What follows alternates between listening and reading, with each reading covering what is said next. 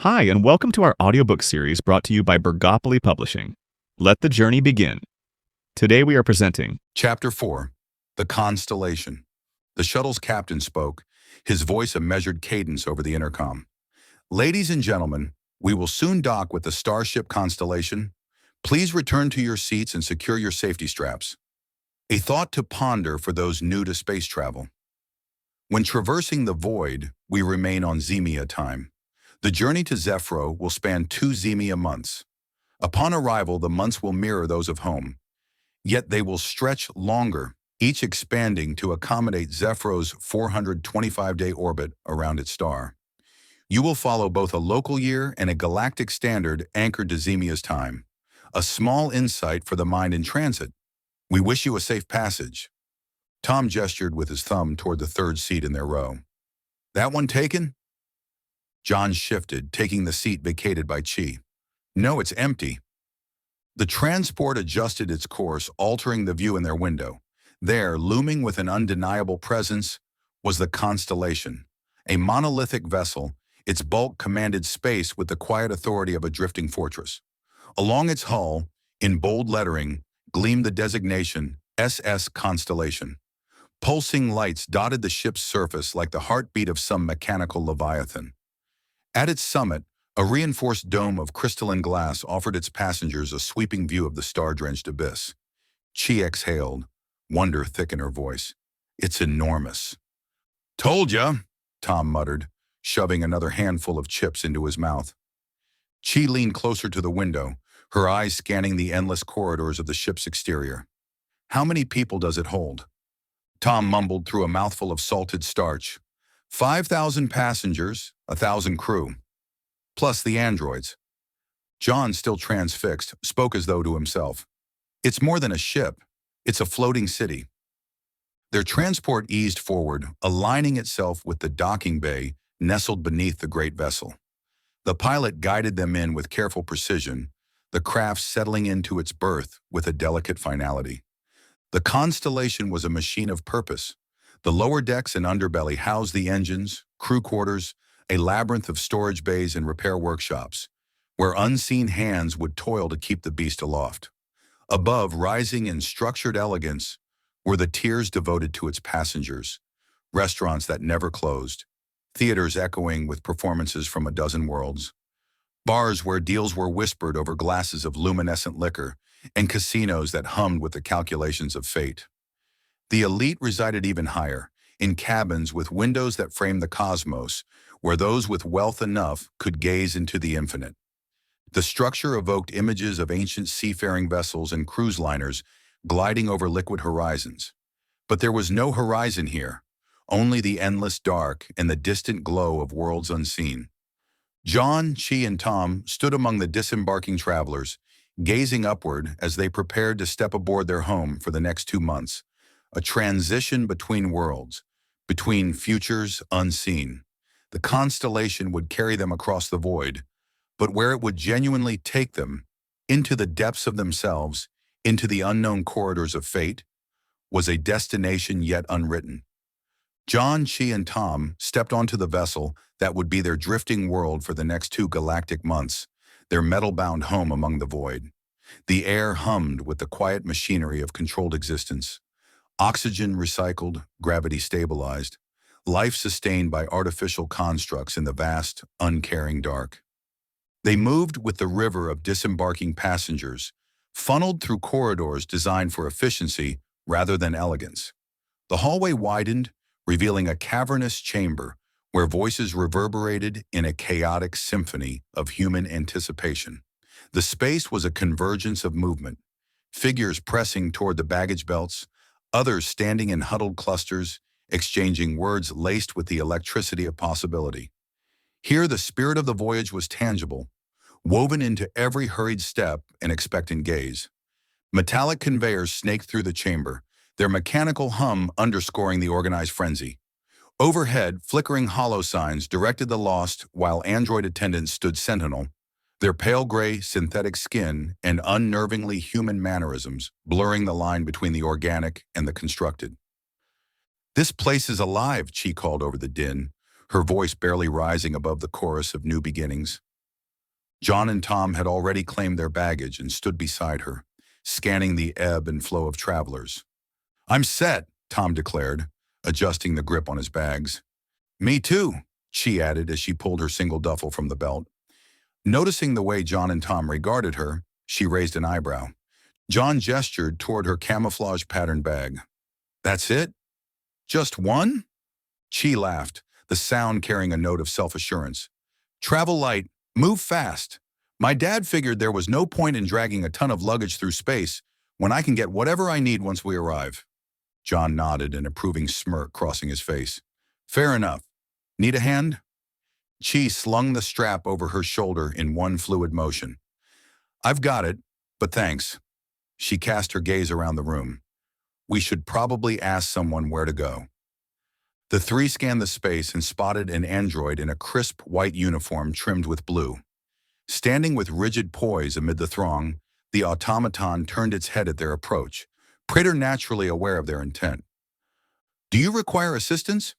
Its voice was smooth, near human, yet still possessing the telltale cadence of programmed speech. They asked for directions, and the android, its expression one of calculated neutrality, provided clear and immediate guidance.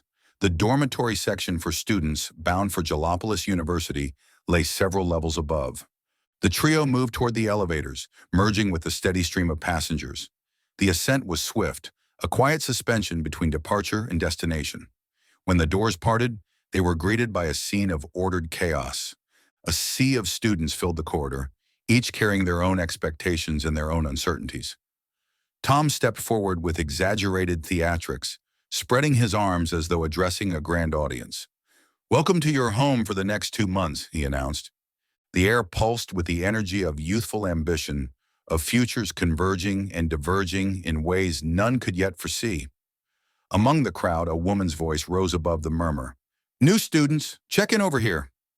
She stood with an air of controlled authority, dressed in a neatly pressed tan skirt and matching blouse, her hair sculpted into a disciplined bun.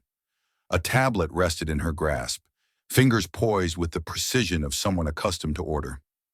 John, Chi, and Tom navigated through the gathering, slipping between students caught in exaggerated tales of past exploits and others who lingered in contemplative silence, their eyes betraying the weight of their decision to leave behind all they had known. The woman glanced up as they approached. "Girls, check in over there," she directed, gesturing down the corridor to a separate line. Chi turned toward John and Tom. "Guess I'll catch up with you later. Let's meet back here?" John pointed toward a nearby fire alarm panel, a fixed marker in the otherwise transient scene. "Meet us here once you're done." Chi gave a nod and a small smile before turning and stepping into the current of students moving toward the opposite end of the hall. The moment swallowed her presence, yet John found himself watching, feeling the weight of the journey settling upon them. This was not simply a voyage, it was a crossing, a threshold between the known and the unknown, between the comforts of past certainties and the unshaped vastness of what lay ahead. And the constellation carried them forward, silent and immense, a guardian of fates yet unwritten. The line moved slowly, a subdued current of students inching toward their inevitable assignments. Most stood in silence, their thoughts their own, while a few whispered quietly to one another, their voices little more than murmurs against the hum of the station. Emboldened by the thrill of transition, others giggled and laughed in tight circles, sharing whispered stories that would soon stretch into legends of their own making. Chi stood among them, waiting, her hands clasped lightly in front of her. The weight of the moment settled in, not merely a place in line, but a shift in her reality, a severance from the past, a step into the unknown. Then ahead of her, a familiar figure turned, a presence from a time she had nearly left behind. Annalisa. Chi stiffened, her body reacting before her mind could process. She turned her face to the side, pressing a hand against her cheek as if shielding herself from recognition. A half step back, a dip of her head, a whispered plea to the universe to remain unseen. Futile. "Chi!" The voice cut through the air like a blade through still water. Annalisa had spotted her. Chi willed herself smaller, pretending not to hear. "Chi!" Louder now, a second summons more insistent. Chi exhaled through her nose, Her heart beat a quiet thud in her ears. She turned at last, a forced half-smile forming as she met Annalisa's expectant gaze. A weak wave, a silent surrender. "Chi, come on up here," Annalisa called, her voice thick with the confidence of someone who had never needed permission. Eyes turned. The other girls in line fell silent, their expressions shifting from idle curiosity to something sharper, expectant, judgmental. "No," Chi mumbled, her voice barely carrying. "I can't cut." But Annalisa was already moving, closing the space between them with ease, taking her by the wrist with the certainty of a queen granting favor. "It's fine, she's with me," Annalisa announced, her words an unspoken decree. A ripple passed through the line, muted indignation, unvoiced protests. She felt the weight of their gazes pressing against her back, the unspoken resentment of those who had obeyed the order of things. She felt her steps follow Annalisa's pull, though part of her resisted. "What are you doing?" she asked, irritation creeping into her voice. "Come on, we can be roommates," Annalisa declared, as if it had already been decided. "There are 2 girls per room, and since I don't know anyone, I figured you and I could room together." Chi hesitated, her mind racing for an escape. "Well, I don't know." Annalisa pounced on the hesitation. "Unless you've already picked someone?" Chi faltered. "Well, no, Good, then it's settled." Annalisa's grip tightened, guiding her forward before she could protest further. A slow, helpless exhale escaped Chi's lips. She looked over her shoulder, scanning the line, but no help would come. The girls still watching her wore expressions ranging from annoyance to amusement. She couldn't tell which was worse. As they finished checking in, Todd arrived. Annalisa slid her arm around him without breaking stride. "We'll see you soon, roomie," she purred, flashing Chi a grin as if bestowing some unspoken gift. "Todd and I are going to check out his room first. I'll be home soon." Todd's brow furrowed. "You're roommates with her?" Chi stepped aside, suddenly wishing she could dissolve into the walls. The words had been meant for Annalisa, but Chi still felt their sting. Annalisa barely glanced at Todd. "Of course!" Chi swallowed her protest, watching them walk away. The echo of her own inaction lingered. "Maybe it won't be so bad," she muttered, her words barely reaching her own ears. She turned a corner and nearly walked past John and Tom. "What won't be so bad?" John's voice pulled her from her thoughts. Chi stopped, sighing as she looked at them. I'm roommates with Annalisa." Tom's eyebrows lifted in surprise. "How did that happen?" Chi shook her head, exasperated. "I don't know, she just grabbed me and decided it before I could say anything." She sighed, rubbing her temples. "She barely spoke to me in high school, and now I'm her roommate." "Yeah, that is interesting," Tom said carefully. Chi turned to John, her expression a mix of regret and a silent plea. "Sorry, John." John shrugged, offering a reassuring smile. "It's okay. Maybe you can find a new roommate later if it doesn't work out." His voice held an understanding edge. "Believe me, I know how she can be." She nodded, the weight of inevitability settling in. "We'll walk you to your room so you can drop off your bag," John offered. "And if you want to hang out in our place while we unpack, you can." "I'm getting hungry," Tom interjected, rubbing his stomach with dramatic emphasis. "How about we drop our bags off and immediately get some food?" John smirked. "Or we could just go eat first and deal with the bags later." He raised an eyebrow, imitating Tom's exaggerated manner.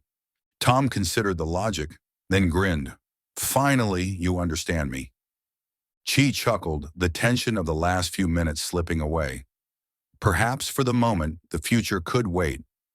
They passed by Chi's assigned quarters, and she stepped inside, pausing just long enough to scan the unfamiliar space. The walls hummed with the subtle vibration of the ship's core, an ever-present reminder that they were no longer bound to Zemia. She exhaled, the sterile air carrying the scent of polished metal and recycled oxygen. The moment stretched.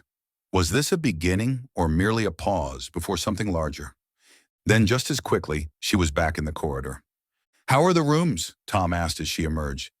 Chi hesitated before answering, her mind still caught in the dimensions of the space she'd just left. "Nice, a little small," she admitted. "What can you expect from a space cruiser?"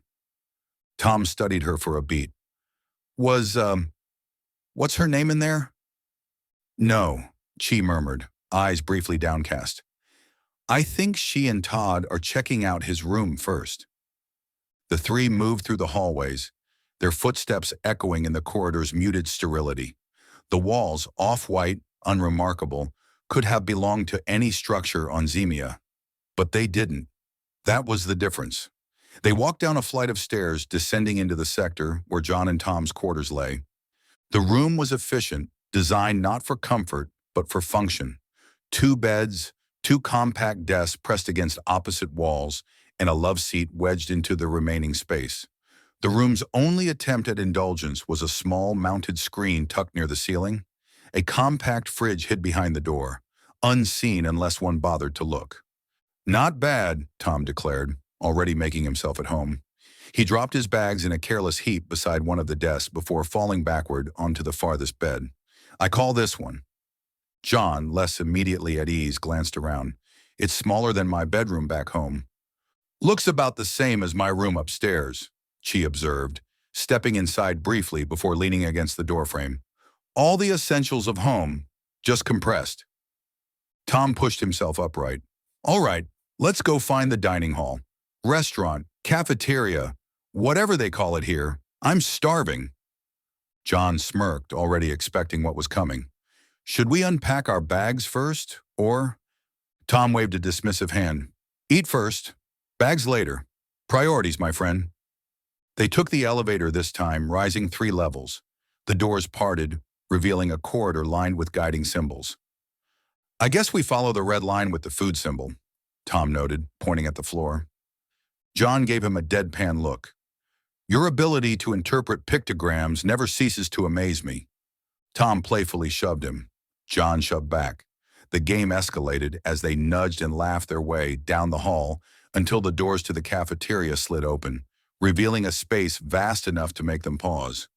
The ceiling stretched high, but more impressive was the sky beyond it. A dome of reinforced glass offered an unfiltered view of the universe, though at this moment it framed Zemia in breathtaking clarity. The planet loomed large, a swirl of blues and greens streaked with white, suspended in the abyss. Chi's breath caught. Wow, this is spectacular. John and Tom echoed her sentiment, momentarily robbed of their usual banter. Chi pointed toward the planet's surface. Hey, look, there's a hurricane out in the Bakassi Ocean. They traced the slow, spiraling storm, its immense scale suddenly more real when viewed from this impossible vantage point. Reluctantly, they turned their attention back to the here and now, stepping into the organized chaos of the food line.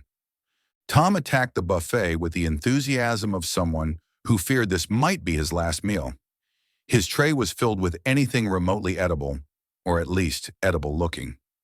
When they finally settled at a table, Tom raised his cup, a strangely blue, overly sweet concoction. A toast, he declared, to our first of about, what? 180 meals together? Chi lifted her drink. To our new lives. Their cups clinked softly. Tom swirled his drink, watching how the liquid moved. I wonder why they don't have bottled water up here. Chi set her cup down. They don't waste anything. They reuse everything. The ship filters and purifies all the water so nothing is lost. Makes sense, John admitted. When you think about it, we're inside a metal box drifting through space. Not a whole lot of room for garbage or recyclables. After the meal, they returned to their rooms, unpacking as though placing their belongings into these small compartments would make the space truly theirs. Later, they wandered the ship, exploring and familiarizing themselves with the arteries and corridors of their temporary home. The vastness of it all was deceptive. It was still enclosed, still finite, yet within it lay 100 pathways, 1,000 possible encounters.